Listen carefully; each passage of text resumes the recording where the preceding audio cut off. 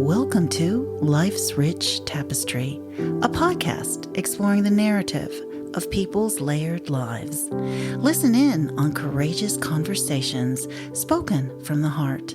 Gain insight into another's life as we tackle compelling topics which will expand your mind, help you gain perspective, and might even inspire you to do things differently. My name is Evelyn, and I look forward to your company.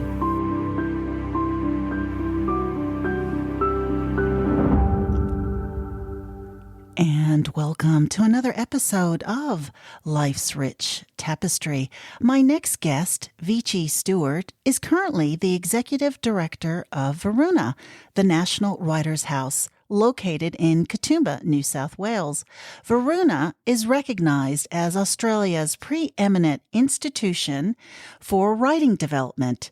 Veechi's extensive career is wide and varied, having worked as a journalist, writer, editor, publisher, business consultant, director on several community organization boards, columnist at the Sydney Morning Herald, and an author of over a dozen nonfiction titles.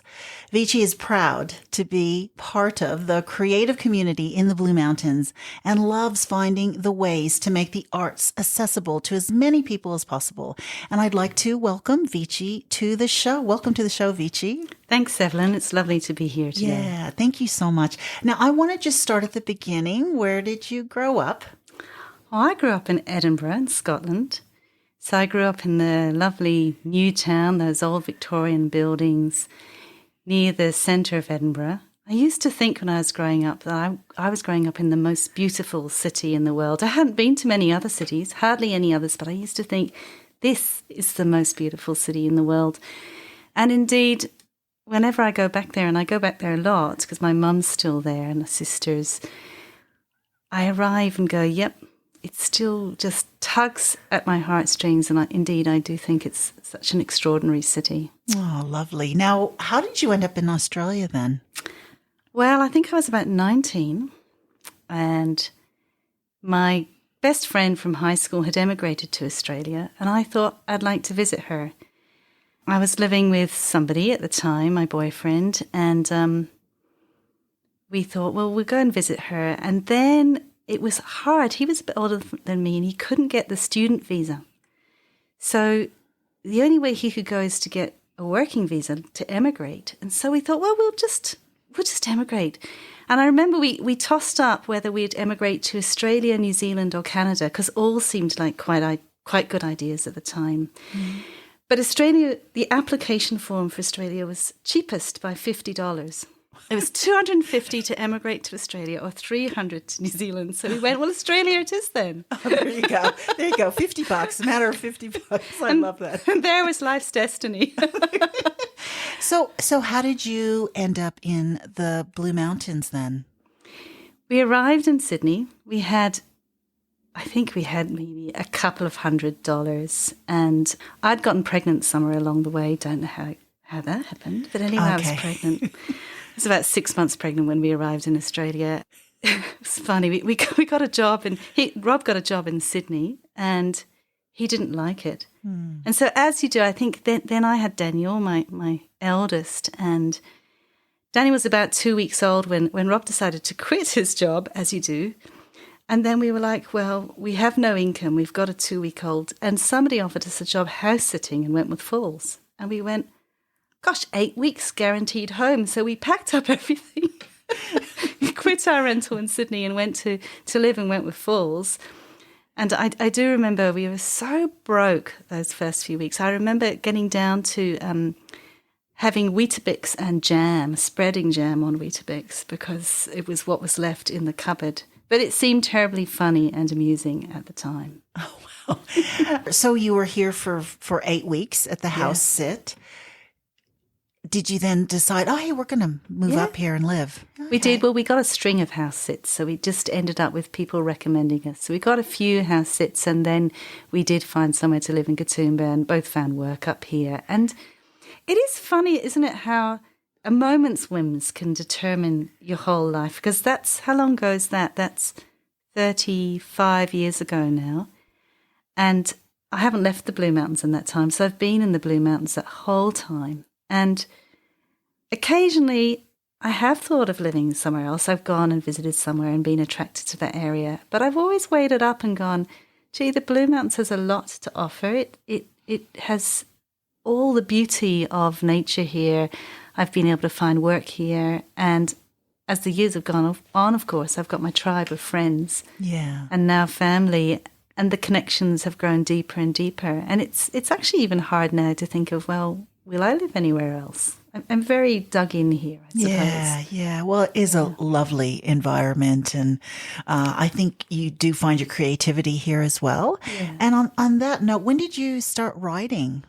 Started writing in probably my mid-20s. I've always been a creative person, so I've always done some creative activity in quite a dominant way in my life. But really from age of about 8 through to my mid-20s, even late 20s, music was my passion, and I played a lot of music. I remember getting my first book contract to write a book, and I remember thinking, how am I going to squeeze this in with playing 2 or 3 hours a day, practicing my instrument? And something went, and it was kind of an interesting transition. I started to write for a living, and it maybe filled that need, that creative outlet for me. And I've not played much music ever since. I am married to a musician, and I have 3 children who are really musical. And so music is still a really big part of my life. But writing, there was a transition to that world of words during that time. What did you write first? Because I know that you worked for the Sydney Morning Herald. Was that something you did first before you wrote books, or? It was. I started getting work in as a freelance writer of articles, mainly in business magazines and IT, because weirdly enough, I think as a bit of a rebellion against my bohemian cash-strapped upbringing, I'd done a degree in business and accounting in my early 20s. Yeah. Which, if you know me well, people go, what? Why did you do that? But I did do that. And I never actually ever practiced accounting after I finished my degree, but I did write about business. So straight up, once I'd graduated, I ended up going into those worlds of education and training and writing about business. So I got work at a few independent magazines, and then the Herald offered me a weekly column, which was a great opportunity. It was grueling, the weekly deadline, but having that weekly column was just a great opportunity. And that was what led to other things and led to a particular publisher coming across my name and reaching out and asking me if I'd come and work for them. Yeah. So the column, what was it about? The column was how to grow your business idea. I'd write about a whole range of things, but I did used to write a lot about understanding what your business was and what was special about your business. How could you clue into what was special about your business to get that growth? So entrepreneurialism at its core, but I've always been very pragmatic. So I'd be talking about tools for people to try and understand their business and that key to success. Yeah, so you're probably able to break it down in a simple way for people to understand. Absolutely. Yeah. So is that why maybe this big publishing group reached out to you, think? I think so. Okay. I think so. It's the first books that I wrote for many years were, do you know those yellow and black books? They're called For Dummies. Yes. So you get everything from Saving the World for Dummies to Small Business for Dummies, to French for Dummies. So I've done quite a few business titles. So I've done Small Business for Dummies and Business Plans for Dummies and MYB for Dummies. So I did those titles over the course of many years, and they're a fascinating publisher to work for. The John Wiley it is who owns the Dummies brand, because it's quite prescriptive. So as an author, you get this very clear style guide of how to write, everything from paragraph length to speaking in the first person to humour, but how do you frame things with humour? How do you break things down into simple how-tos and how you structure a book? So you get a lot of guidance as to how to structure a non-fiction book in a very tight way. It's a great brand to work for if you're an emerging writer, as I was, because there is so much guidance and so many strict rules. what I came to appreciate, though, later when I worked outside of the Dummies brand and was working on non-fiction books, both as an editor, a writer, and a publisher, is what benefit that was to have a really clear style, a really clear voice, and to work closely and intensely on structure before you even start writing. So when you write a Dummies book, for example, you map out every chapter, and not just every chapter, but every main heading, and then you map out the subheadings within that. So it's quite a lot of work and research just to get to that table of contents. But then you've got this real framework to follow, and that's very useful if you can take that model. It's not going to work for everything, but if you can apply that model to other books, it can be a really useful thing. Yeah, I have noticed, I do like Dummies guides actually, because they're easy to understand and they have those tips as well, you know, so you're right. So they actually gave you a word count for each section. Did they do that, or? They gave you a word limit or word range for each chapter. So typically in a 6,000 to 9,000 words per chapter. There were guidelines as to you don't want a chunk of text, something under a heading. You don't want that to go more than, say, 400 words or 500 words. So you're given a structure where you're really breaking things down into bite-sized chunks. Yeah. And that's quite enabling when you're trying to explain ideas using plain English that other people can understand. Yeah. I guess it would be good to get a word limit, because then you would know that I've got to explain it in this amount of words. Yeah. That's right. Yeah. So I want to talk about your bushwalking books that you have written and published. How did you come up with that idea? Or did someone approach you for that? Somebody did approach me for that, for the Blue Mountains Bushwalking Guide. And at first I was like, oh, is that me? Is that something I do? The publisher suggested when I was there for a meeting in Sydney one day. And I was driving home and I thought, why did I not jump at that?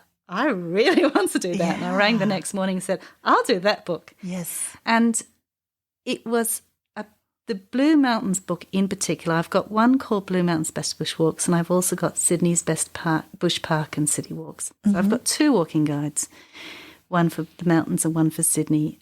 But the Blue Mountains one was the one I did first. And it actually took me 12 months to write. And it was such a lovely 12 months. I did a tiny bit of work to bring in a little bit of income at the same time, but mostly I just focused on that book. And I'd spend typically 2 days a week walking and researching trails, and then 2 days of that week, the same amount of time writing up that walk, editing photos. I did a lot of exploring with mapping. At the time, it was, when was it? About 2004, 2003, 2004. It wasn't the same mapping software as is now. So mapping was actually quite technical and quite demanding. And with the walks, I was really clear that I wanted it to be called Blue Mountains Best Bushwalks. I didn't want it to be called Blue Mountains Every Bushwalk. I didn't want it to be this exhaustive reference. So it had this big chunk of myself in it because it was quite subjective. I'd go on a walk and go, nah, that wasn't the best one. Or I'd go, oh, that was amazing. And then there's all the work of thinking about, well, what direction should I write that walk up in? Should I write it from the Grand Canyon Park car park to Evans Lookout, or from Evans Lookout riding back at the car park? And somebody said to me early on, they said, remember that the walker's having an experience, and what you want to do for them to have this most positive experience is you want to build up the walk. So if there's something amazing at the end, make that the end of the walk. Don't have it the last 2 Ks where they're trudging along a road to get back to their car. There was all those little insights you have, again, when constructing a book like that. But essentially, for me, it was just this absolutely delightful experience of being in the bush all day, every day, most days, and learning so much. So I learned about identifying plants, identifying birds, understanding the geology, understanding mapping, using a camera. So it was quite multidisciplinary for me, learning all those elements. Wow. Yeah. And did you take all the photos yourself then for the book, or? Well, I started by doing that, but I discovered I wasn't very good at it. Okay. And it wasn't as accomplished as I wished. And there was a photographer who lived locally, Scott Townsend, who did take probably 2/3 of the photos in the end for that first and second edition. But I do have another edition of Blue Mountain's Best Bush Books coming up. And this time they are all my photos, or photos that people have given me, because I have worked on my photography over the years and it has slowly improved. Oh, fantastic. Now, when you did these walks, did you go by yourself, or did someone come along with you? For the Blue Mountains one, I went with John, my husband, and our little boy Finbar, who was 4 at the time and 5 by the time he finished. Okay. And I look at those walks now and I have to have a wry smile, because we did some long walks with him. It's like 14 kilometres, sleeping overnight, coming up from the Blue Gum Forest, on ladders. Oh, my God. I remember one walk where I had researched it maybe as best as I could, and it's not in the book because it's not safe enough, but we ended up kind of abseiling, these chains pinned to these long, flat, smooth boulders. It's quite a steep gradient, and you have to walk down and you have to hold on to the chains. And it's reasonably safe so long as you don't let go of the chains, but it's quite a drop. And I remember we'd been walking for 10 Ks, and then we realised it was only 1 kilometre to go, but we had to get down these chains. Yeah. And we weren't going to go back. And I remember going, all right, well, I'll go underneath, John will go on top, we'll put Finbar in the middle. And if he falls, then I'll try and catch him. So, yeah, I think I instilled in Finbar a lifelong hatred of bushwalking. Oh, really? Yeah. Oh, really? I just overdid it. Oh, okay. You would have thought he would have loved bushwalking, but Sadly, no. And now, I know that you've written lots of nonfiction. Have you actually written a fiction book by any chance? I've never written a fiction book. I have I've taken a little stab at doing some personal essays. Yeah. But generally my writing practice has been just nonfiction. Okay. And from a standpoint of people who might be listening who are budding writers, does nonfiction make more money than fiction, or how does that work? Well, there's no hard and fast rule, because there can be some very successful fiction writers, and there's plenty of people who've written nonfiction books who don't make any money out of it. So there's no hard and fast prescription. But generally in Australia, nonfiction authors will make it's a more secure path financially than fiction. Within that, I think it's good to differentiate between narrative nonfiction and nonfiction that is not narrative. So it's practical, it's instructional. So, for example, for my nonfiction, it's been more practical how-to guides. And that's probably, out of all the ways of earning a living, that's probably the safest, so long as you've got a good publisher. But narrative nonfiction, well, that includes genres such as memoir, biography. Memoir is quite an in-demand genre in Australia at the moment. Publishers are quite hungry for writers of narrative nonfiction. And then at the other end of the spectrum, you've got the more rarefied world of literary fiction, which of course is a much purer art form, if you like. That is, and that is probably the hardest way to make a living as a writer in Australia. So even relatively successful writers in the literary fiction world are struggling to earn a living. And it's one of the shameful things about the literary sector in Australia. I could be wrong, but with the internet and everyone having blogs, would that also, and so much free information you can get out there, would that also hurt writers as well? That's got the potential to hurt those kind of practical writers of how-to guides and things, the fact you can get information so readily on the internet.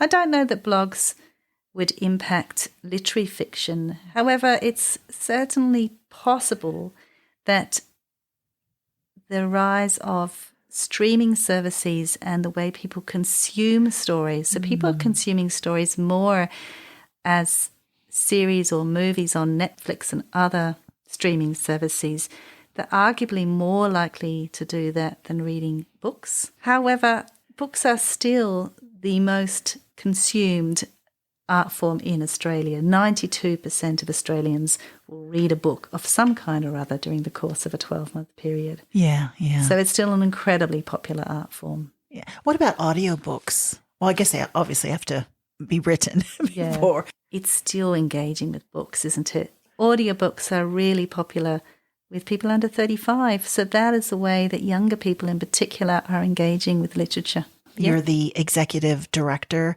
for Varuna. So tell me a little bit first about Varuna.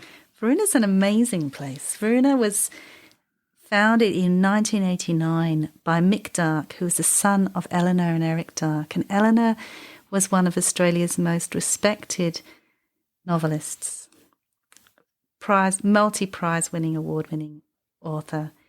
When his parents died and he inherited this beautiful old house in Katoomba, Mick knew he didn't want to live there again, but he also knew he didn't want to see it all carved up and subdivided or sold.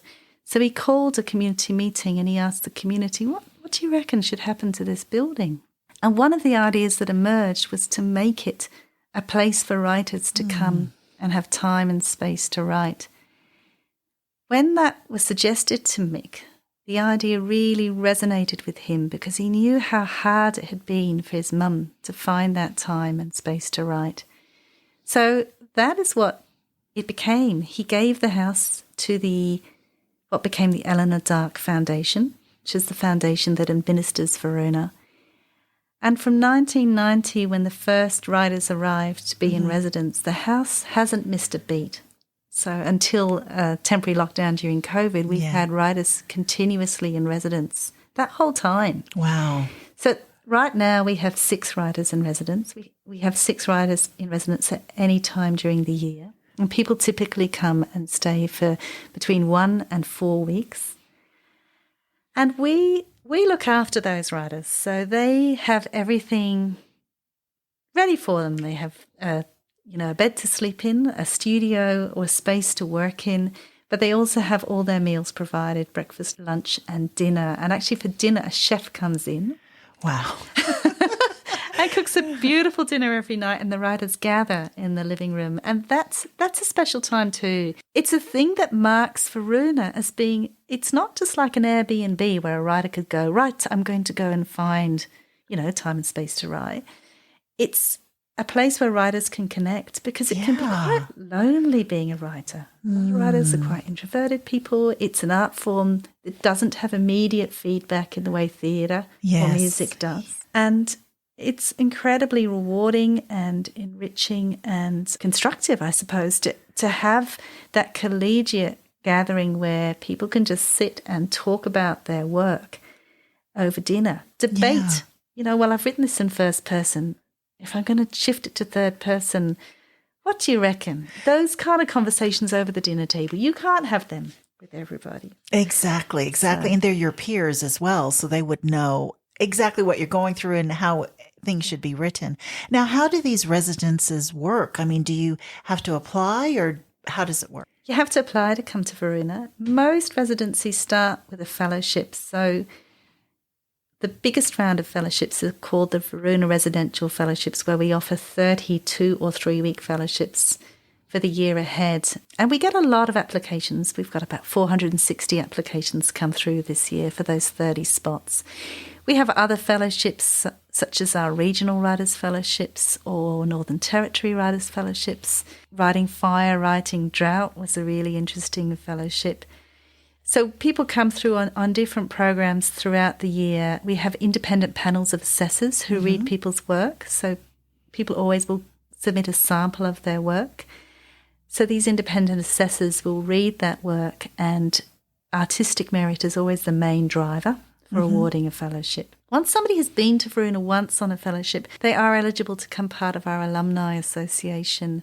And once you are an alumni, you can contact us at any time and go, I need time and space to write. Have you got a week free in the house? Yeah. And so those alumni come back year after year, many of them, and come to have that repeated experience of that space to write and also connecting with their peers. Do you make sure when you have these fellowships that they're writing kind of the same things, like the same genres, or mixed is better? We think mixed is better. Occasionally we'll have a focus week. So we might have a poetry focus week or a memoir focus week. When we have those focus weeks, though, we generally have a slightly different structure, and there'll be 5 writers and a mentor. So somebody who's really, such as Patty Miller has done very many memoir masterclasses at Varuna, and she will come daily and meet with the writers, and those writers will all be working on memoir. And how long have you been part of Varuna? I've been there about 6 years. 6 years. This sounds like a dream job for you. Is it? It is a lovely job. Sometimes it's quite tiring. There's a lot going on, but I do love my job. At the moment, we're getting ready for our annual Writers' Festival, and that's quite a big undertaking. So this year we've got 41 events and over 70 writers coming. And each event is, it's an event in its own right, with all the elements that go into planning an event. We've got 3 main venues at the Carrington Hotel in Katoomba, and we've also got a couple of other venues such as Blue Mountains Library and Cultural Centre. We've even got this year, I think it'll be really fun, we've got a couple of writer events at the Skyway. Do you know the Skyway at Scenic World? Oh, my, yeah. I know. So we're going to have the writers and the audience go over in the cable car, and then the cable car is going to stop and be suspended over the Jamison Valley, and then we'll have the event suspended over the valley. Oh, how exciting. Oh, of course, there's limited numbers on that. There are. God, I love that. So you have this every year, don't you? We do. Yeah. And what are the dates for this year? So this year is 2022. So what are the dates? 21st to 23rd of October. Okay. And when do tickets are going on sale soon, right? They're on sale now. They're on sale now. Working at Varuna, do people actually contact you? Would locals contact Varuna and say, hey, I want to write a book. Can I just pitch you my book? Do you do that, or does somebody else in the office do that? People do contact us, but we're probably not the best. We are a writer development organisation rather than a publisher. So if somebody's wanting to pitch an idea to a publisher, we do say, you need to go find a publisher that's a good fit for your book. We don't take that role at all. Our focus is more helping people find their way to develop their manuscript to a stage where they then can pitch it to a publisher. Having said that, we also support work that's not always going to be commercial. A good example of that is we support quite a number of poetry fellowships each year. Now, you probably know how hard it is to get your poetry published in Australia. It's hard to get poetry collections published, but we see poetry as a really important part of the literature art form, and so we do support that with fellowships. In other words, we support work that we feel has strong artistic merit, and we're not making judgments when we grant fellowships as to whether we think it's got publishing or commercial potential. That's not for Varuna to do. What is the process of writing a book? And I know this is a very broad question, but I think it's something that people who are listening are interested in, because I think everyone kind of has that in their mind. I'd like to write a book. Yeah. But what is the process? The process is so different for different people. It's been so, every Monday night when new writers arrive at Varuna, we do this thing called meet and greet. And either myself or Amy Sambrook, the creative director, we meet the writers and have a drink of wine. And we go around in a circle and introduce ourselves, or the writers introduce themselves rather. And one of the things I ask the writers is to tell us about your current project, but also tell us its history, the project's history. And you would be amazed how many writers go, I started this book 5, 10, 15, even 20 years ago, and it's been in gestation in one form or other for that long. Having said that, occasionally you get somebody who says, I just wrote 50,000 words over the course of 6 weeks and it's burning through me. But in answer maybe to the question of people going, how do I start? You start by making space to write and committing to that. And generally that's going to be best as an activity that you schedule into your life somehow. So it might be writing for an hour every day, first thing in the morning, or it might just be one day a week. You go, that's my time for writing. But essentially you're never going to get that book written unless you sit down and write. That's not true. I think the idea sounds good, to have author behind your name, or yes. I have to remind myself of that. Yeah. If I want to get something written, I'm actually going to have To write. To write. Exactly. What do you love the most about what you do? I love the people that I meet at Varuna. They're amazing. To meet all those different people who've committed to writing as their creative practice. They're a fascinating bunch of creative, brave, funny, interesting, super smart, sparky people. And to be connecting with that group week in, week out it's an extraordinary gift. Yeah, I can imagine. It's been lovely to have you. Thanks, Veechi. Thank you. Thank you so much for your company. Please tune in next week to Life's Rich Tapestry, where you will hear another courageous conversation spoken from the heart.